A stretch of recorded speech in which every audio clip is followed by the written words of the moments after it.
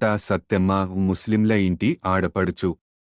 కోట సత్తెమ్మ సత్యం పలికే తల్లిగా, యజ్ఞోపవీతధారిణిగా, ముస్లింల ఇంటి ఆడపడుచుగా, భక్తుల కోర్కెలు తీర్చే కల్పవల్లిగా కోట సత్తెమ్మను పూజిస్తారు.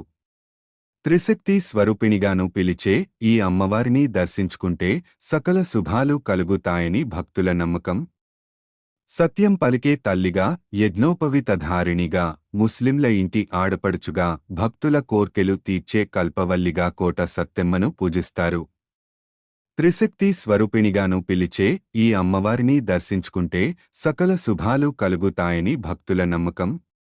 స్వయంభూగా కొలువుదీరిన అమ్మవారికి ఏడాదికోసారి నిర్వహించే తిరునాళ్లను చూసి తరించాల్సిందే. కోట సత్తెమ్మ శంఖచక్రాలను, గదను ధరించి అభయముద్రతో దర్శనమిచ్చే చల్లని తల్లి.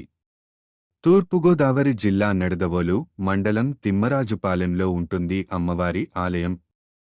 11వ శతాబ్దం నాటి నుంచి ఉన్న క్షేత్రానికి 2 తెలుగు రాష్ట్రాలతో పాటు ఇతర ప్రాంతాల నుంచి భక్తులు తరలివస్తారు. ఇక్కడ కొలువైన అమ్మవారు 10 అడుగుల ఎత్తులో సకల ఆభరణాలతో పాటుగా యజ్ఞోపవీతాన్ని ధరించి భక్తులకు దర్శనమివ్వడం విశేషం. స్థానికులు, చుట్టుపక్కల గ్రామాలకు చెందినవాళ్లు తమ ఇలవేల్పుగా, ఆడపడుచుగా కొలిచే కోట సత్తెమ్మ ఇక్కడ ఎలా కొలువుదీరిందంటే ఒకప్పుడు నిడదవోలును నిరవధ్యపురం అని పిలిచేవారట. ఈ ప్రాంతాన్ని రుద్రమదేవి భర్త అయిన వీరభద్ర చాళుక్యుడు పాలించేవాడు. నిడదవోలును కోటగా ఏర్పరుచుకుని అనేక యుద్ధాలు చేసేవాడు.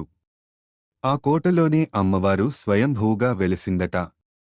కాలక్రమేణా కోట శిథిలం కావడంతో పాటు అమ్మవారి విగ్రహము కనుమరుగైందట.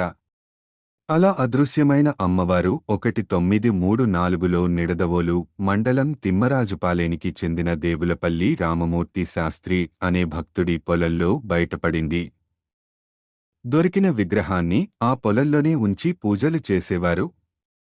కొన్నాళ్లకు ఆ భక్తుడికి అమ్మవారు కలలో కనిపించి ఆలయం నిర్మించమని ఆదేశించడంతో తన పొలంలోని కొంత భాగాన్ని ఆలయ నిర్మాణానికి కేటాయించి విగ్రహాన్ని అక్కడే ప్రతిష్ఠించాడట.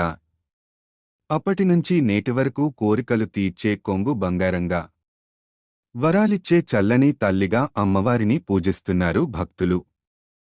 సారె సమర్పిస్తారు. విశాలమైన ప్రాంగణంలో పచ్చని కొబ్బరి చెట్ల మధ్య కనిపించే ఈ ఆలయానికి క్షేత్రపాలకుడు పంచముఖ ఆంజనేయస్వామి. అమ్మవారిపైన